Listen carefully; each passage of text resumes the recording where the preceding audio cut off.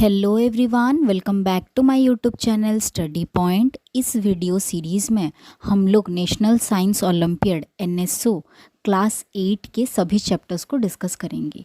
ये first chapter है crop production and management, जिसमें कि हम question number 1 to question number 5 तक डिस्कस करने जा रहे हैं। तो चलिए शुरू करते हैं क्वेश्चन नंबर 1 से। देखिए question number 1, consider the following statement and select the option which correctly identify true and false ones। तो यहाँ पे 4 सेंटेंस दिए गए हैं, इनमें से कौन कौन से स्टेटमेंट ट्रू हैं और कौन कौन से स्टेटमेंट फॉल्स हैं हमें आइडेंटिफाई करना है। तो first statement, kharif crop are grown in winter season between October and March.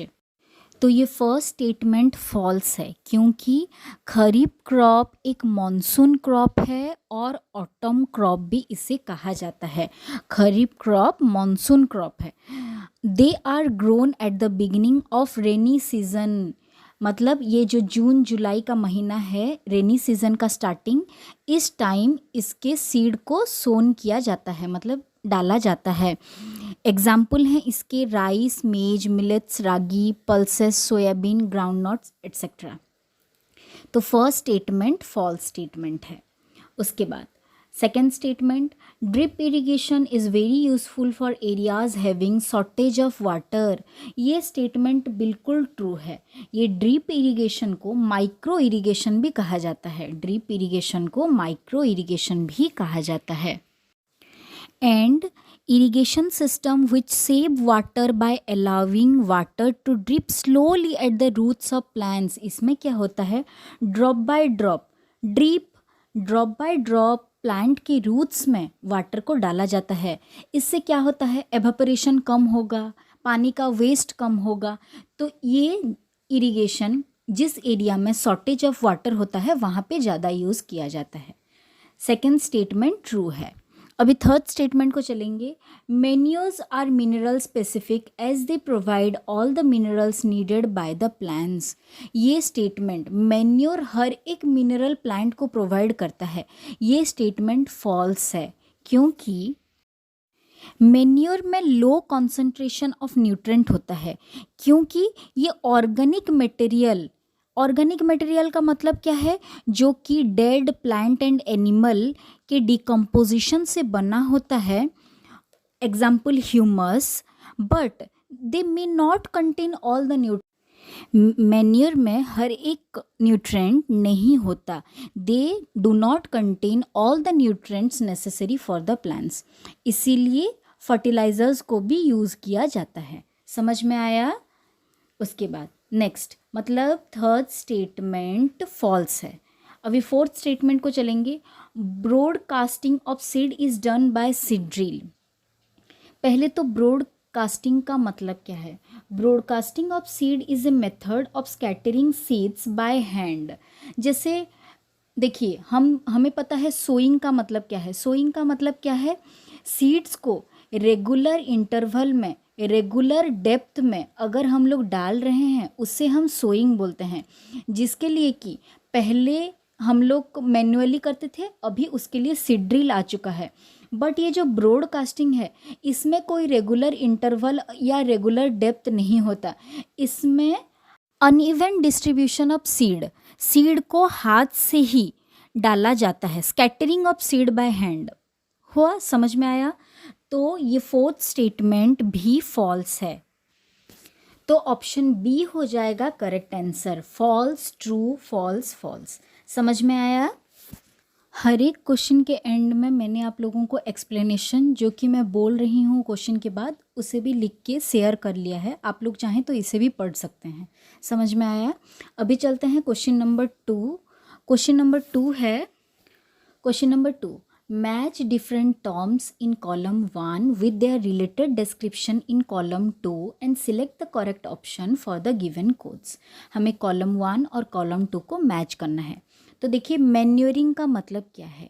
Adding organic waste of plant and animal to the plants is called manuring. मतलब क्या होगा ये?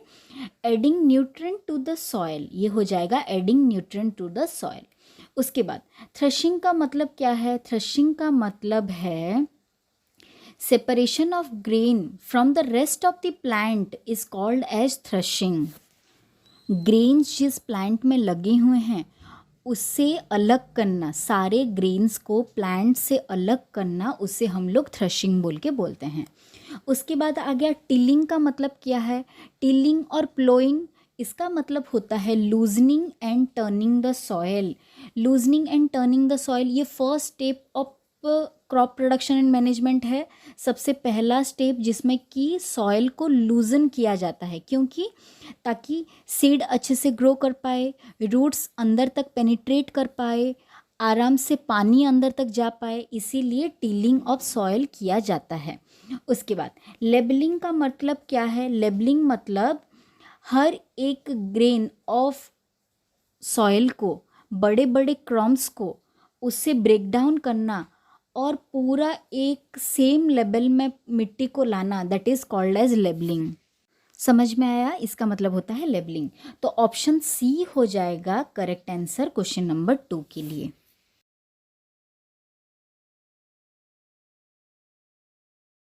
Next question number 3, select the incorrect matches. हमें देखना है कि कौन सा इनमें से इनकरेक्ट है। देखिए फर्स्ट दिया गया है kharif crop paddy and pea. Kharif crop, paddy तो एक खरीफ क्रॉप है बट पी एक रबी क्रॉप है, तो फर्स्ट स्टेटमेंट में गलत है। उसके बाद second, rabi crop gram and wheat, ये स्टेटमेंट करेक्ट है। स्टोरेज ऑफ ग्रेन्स, कहाँ पे ग्रेन्स को लॉन्ग टर्म के लिए स्टोरेज किया जाता है? सीलोज एंड ग्रेनरीज, ये भी सही बोला गया है। उसके बाद वीड्स, वीड्स का मतलब क्या है? Unwanted plants grown by the side of the main plant. Main plant को छोड़ के उसके साइड में जो अनवांटेड छोटे छोटे प्लांट्स होते हैं उससे हम लोग वीड्स बोलते हैं। वो दोनों के नाम दिए गए हैं, एमेरंथस और चिनोपोडियम, ये दोनों भी वीड्स के ही नाम हैं। इसका मतलब है स्टेटमेंट 1 इज़ इनकरेक्ट, बट खाली स्टेटमेंट 1 में पी जो है वो गलत दिया गया है। समझ में आया? क्वेश्चन नंबर 3 का आंसर हो जाएगा ए।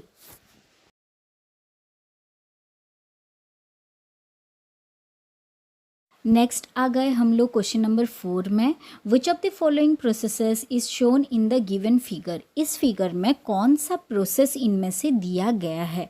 देखिए ऐसे तो नॉर्मली देख के ये समझ में आ रहा है कि ये ब्रॉडकास्टिंग का प्रोसेस है, क्योंकि सीड्स को ऐसे ही डाला जा रहा है by hand on the soil हुआ, ये है ब्रॉडकास्टिंग। बट हम सारे टर्म्स को एक एक बार देख लेते हैं। वर्मी कंपोस्टिंग का मतलब क्या है?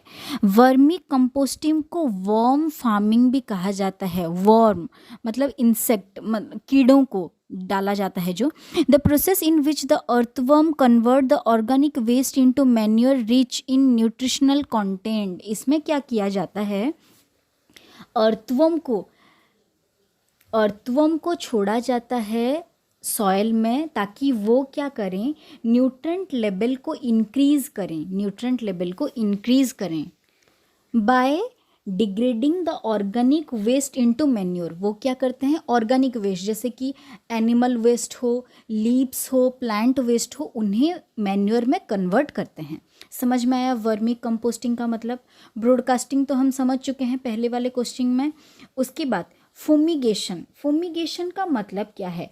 It is a method to pest control or removal of harmful microorganism by completely filling an area with gaseous pesticide। देखिए हम लोग कभी कभी देखे होंगे लीव्स में कोई कोई फंगल इन्फेक्शन हो जाता है।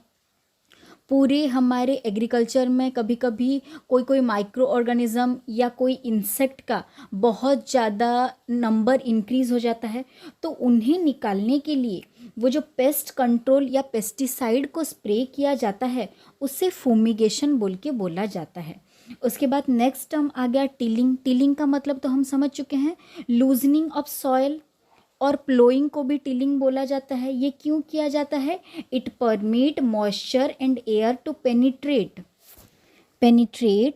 Into the soil, allowing seed to germinate encouraging root growth, controlling weed growth etcetera. ये सारे चीज़ों को टिलिंग हेल्प करता है, लूज़ करता है सॉइल को, ताकि यूज़फुल माइक्रो ऑर्गेनिज्म सॉइल के अंदर भी जा सकें। समझ में आया? तो ये जो फोटोग्राफ दिया गया है ये है ब्रॉडकास्टिंग, ये आदमी ब्रॉडकास्टिंग कर रहा है, तो ऑप्शन बी हो जाएगा इसके लिए करेक्ट आंसर।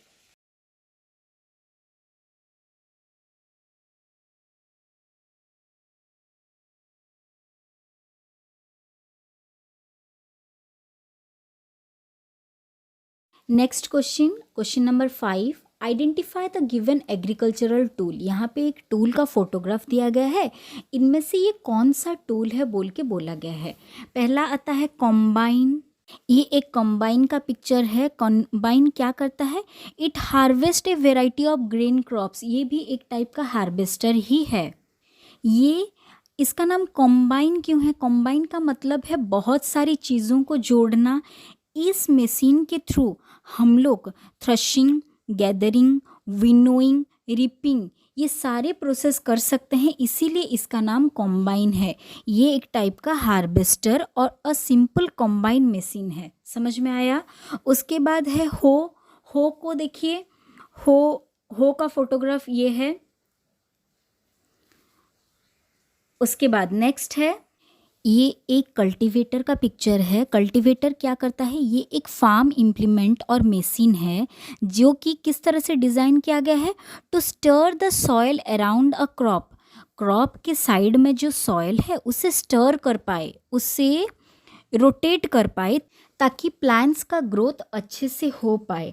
और इससे और क्या हेल्प होता है? It destroy the weeds, plant main plant के साइड में जो अनवांटेड प्लांट्स होंगे, वीड्स होंगे, उन्हें डिस्ट्रॉय करने में भी हेल्प करता है। ये है कल्टीवेटर का फोटोग्राफ। समझ में आया? और यहाँ पे जो क्वेश्चन पेपर में हमारा जो फोटो दिया गया है ये एक सीड ड्रिल का फोटो है, जिसमें कि एक फनल शेप है। टॉप में देखिए फनल है जहाँ से कि हम सीड को डालेंगे, और ये जो सीड ड्रिल है ये किसके साथ कनेक्टेड होता है? ये एक प्लॉ के साथ कनेक्टेड होता है। प्लॉ के हेल्प से सीड क्या होगा? फनल से आते हुए नीचे सॉइल में एट प्रॉपर डेप्थ और प्रॉपर इंटरवल में जाके मिट्टी में सेट हो जाएगा। समझ में आया? क्वेश्चन नंबर 5 तक हम लोगों ने कंप्लीट कर लिया। Thank you for watching, take care.